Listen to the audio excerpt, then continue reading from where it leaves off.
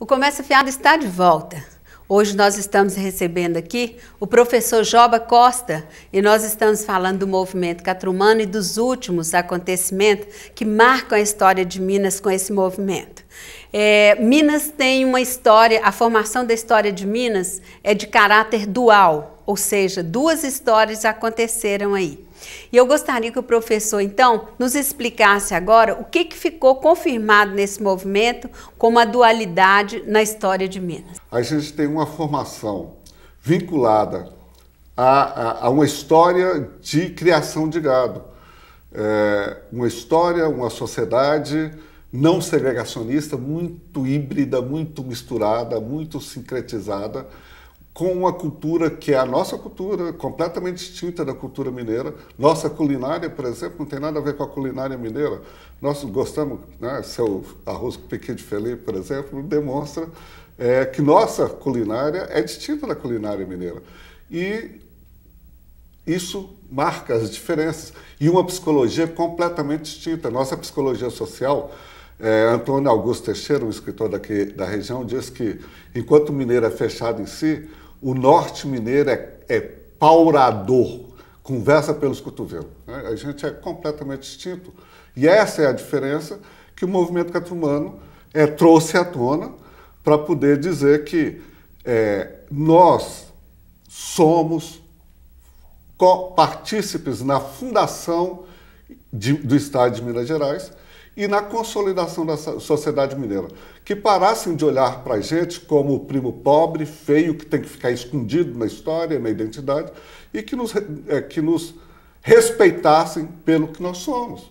Nós não somos um Zé Ninguém, nós somos pais de Minas Gerais. Né? Então ficou confirmado que nós temos uma história baseada na mineração, que foi importante, que revelou inclusive heróis como Tiradentes, os Inconfidentes e tudo mais, mas paralelo a isso, na mesma época, nós tínhamos uma história tão importante, mais ligada ao pastoril, né? Aqui no norte de Minas. Agora, é verdade que naquela época o ouro era muito mais importante e talvez as pessoas tivessem dado mais importância para essa história do que para essa nossa do norte de Minas. É isso, professor? Eu acho que a questão, assim, o ouro é muito importante, mas se você for para a região de lá, aquela coisa de que mineiro esconde comida, você bate na porta, o mineiro enfia comida na gaveta.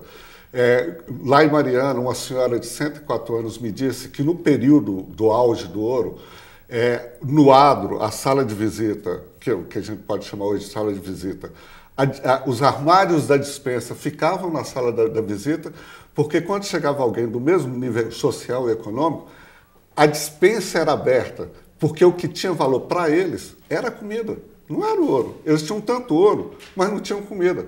E a gente sempre teve muita comida, e o ouro que veio para cá veio pelo comércio entre as Minas e os Gerais.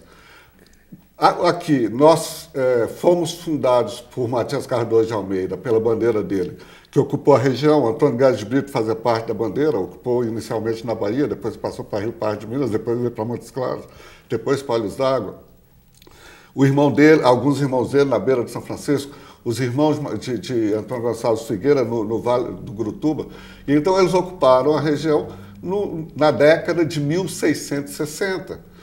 O ouro foi descoberto em 1696. Então, 40 anos antes da descoberta do ouro, já existiu aqui uma sociedade já instalada. Matias Cardoso, quando ele vai a São Paulo para acompanhar Fernão Dias Pais, ele traz gado para criar gado aqui. O gado não sobe São Francisco, desce por Matias Cardoso trazendo, depois o gado que sobe chega aqui.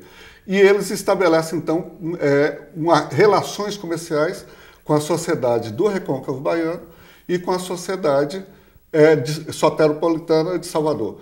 Veja, Maria da Cruz era membro da família maior latifundiária da história do Brasil, que o latifúndio deles vinha de Pernambuco até o Rio Paracatu. Maria da Cruz era de uma família muito rica e ela casa com o sobrinho de Matias Cardoso. Isso mostra que a importância do comércio, da produção que existia aqui e que estabelece esse vínculo com Salvador. Com a descoberta do ouro e a notícia que eles tinham fome, esse comércio se desvia de Salvador e do Recôncavo Baiano para as Minas Gerais. E aí, então, é nesse momento que se consolida a sociedade mineira. Tá.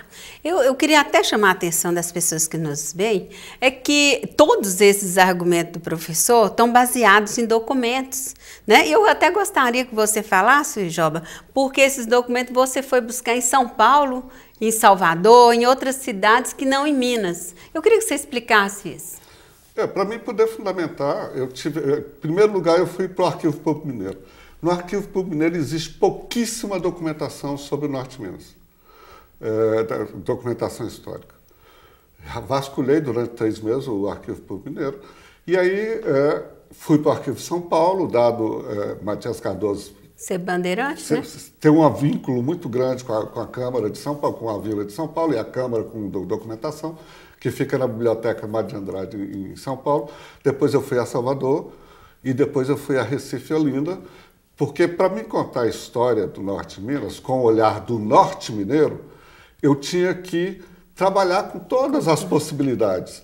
Porque Minas fala uma coisa, ou esconde muito, São Paulo fala outra, Bahia fala outra, Pernambuco fala outra, e é na articulação dessas muitas informações que a gente pode trazer a nossa história. Né? Tá, ok. Essa história revelou assim, 2 heróis bem interessantes, que é o Matias Cardoso e a Maria da Cruz. Nós vamos para um pequeno intervalo comercial e já já a gente volta.